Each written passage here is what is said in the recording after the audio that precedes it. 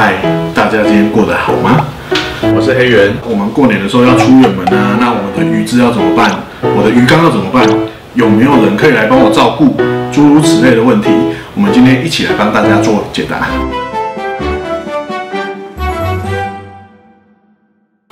我们从鱼缸的头到尾做一个详细的说明。首先，我们先看灯具。灯具的部分呢，一般就是 T8、T5 或 LED。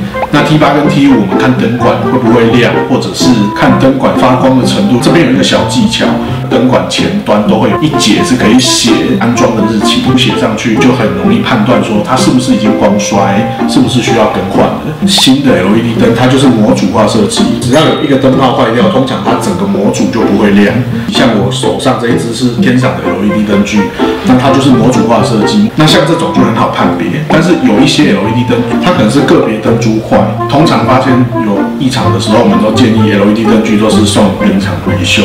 亚克力板的用意在于防止水花直接去喷溅到灯珠，把它擦拭干净，亮度更提高。市面上会有广告材料行的尺寸良好，请广告材料行帮你裁切就可以了。鱼缸的部分呢，从外观来看，下方通常比较不会有问题，比较容易有问题的都会发生在上面4个边角。我们拿一些清洁刷、刮刀啊，缸壁上的藻类刮除干净，配合一下洗沙器，做一些局部性的换水跟清洁。草缸要怎么处理呢？有些人可能会觉得，要过年了，我要把它草收拾得干干净净再出门。回到家以后，我的缸子里面，怎么都变成藻类了？稍微做一些修剪就好，不要一次修剪太多。当水草处于弱势，藻类就会趁机崛起。有比较多的活体要怎么办呢？我在过年以前，我是不是要把它先喂饱饱？实际上是不需要的。它吃了以后排泄是在你出门的时候发生的，反而适得其反，消化系统可能会难以负担，会让你的水质更恶化。我们会建议配合喂食器来使用。自动喂食器呢，它不外乎几种功能：12小时或是24小时转一圈。进阶一点的，它可以去设定我要几点几分做喂食，一天喂几次。它甚至会有双槽的设计，定期抽风的设计，让饲料不会那么的潮湿。其实不管是哪一种机种，你一定要先使用，而不是到了要出门前才在安装。第一个就是你要先确定能够在5分钟内吃完。第二个，你的饲料在这个喂食槽上面的开孔要多大？那喂食孔上面它可以做调整。如果你已经调到非常小了，小到不能再小了，但是你发现喂出来量还是很多，要怎么办？那没有关系，我们这边有一个小诀窍，可以用胶带贴到你想要出的饵料的量为止，不要一次装太多饲料在里面，会发生一些变质、潮湿情况。所以适量就可以了。加温器先注意看外观有没有裂痕啊，设定有没有跑掉。尤其是当你家里面有毛小孩的时候，会去调整这个数值，调整到25度就好了。比较低温的情况下，鱼汁跟水草的新陈代谢都会比较慢，少吃、少喝、少拉，比较不会有藻类排泄物过多的问题。建议的放置方式，假设我们的雨淋管在这里。好，那水流会往这边冲，那我们加温管放这边，可以让水整个做一个循环。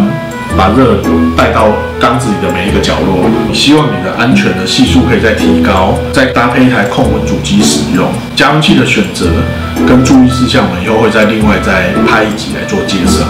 过滤器不外乎就是上部过滤嘛，然后外挂内置过滤圆筒。上部过滤器的话，做一些免的更换，大概换个1/3、1/4的量就好了。那其他的外挂内置过滤器圆筒也是一样。把握好重点，滤材的更换不要过多，基本上一次就是1/3。当你清洗超过1/2的滤材的时候，要记得添加一些消化菌进去。我们在出远门以前还要注意一点，就是流量有没有足够。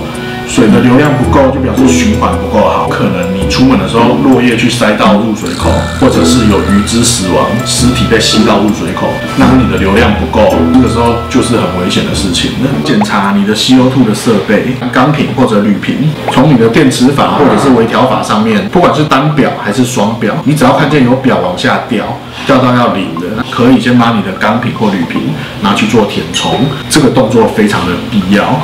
缸子从有 CO2 供应跟没有 CO2 供应落差会非常大，尤其是藻类就有可能趁势崛起。检查你的气泡器，气泡器里面是不是有正确的水位？随着气泡器检查下来，就是检查到直立阀。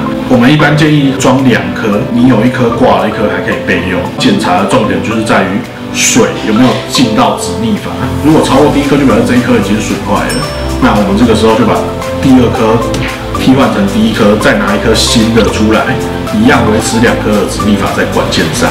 吸化器呢，可以用稀释过的漂白水整颗泡进去做清洁，它表面不应该会有太大颗的斑点，有的话都会影响出气的效能。这些电子设备它会连接到一颗定时器来做控制。定时器有分机械式的跟电子式的，电子式的通常出错的机会比较低。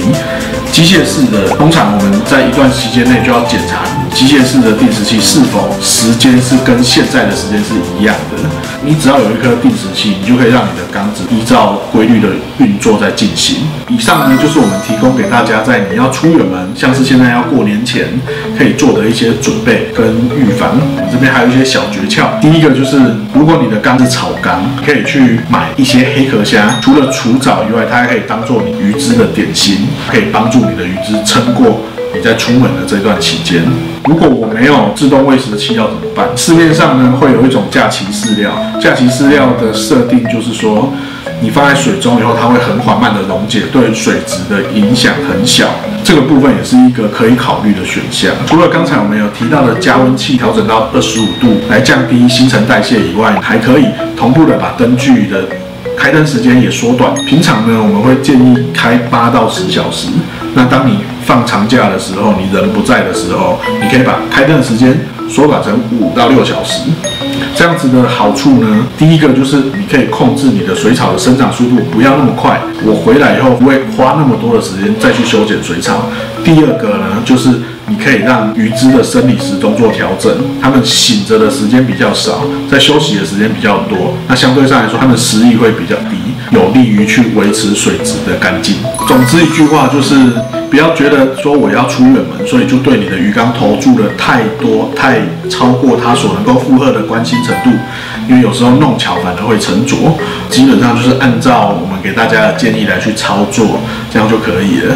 今天我们提供给大家的赠品呢，就因应这次寒流，我们提供了6支天赏的150瓦控温器给大家。你有什么特别的小诀窍，或者是你出门的时候会有一些独家的做法，欢迎在下面留言，留言里面抽6位来做赠送。希望大家今天一样能够有满满的收获。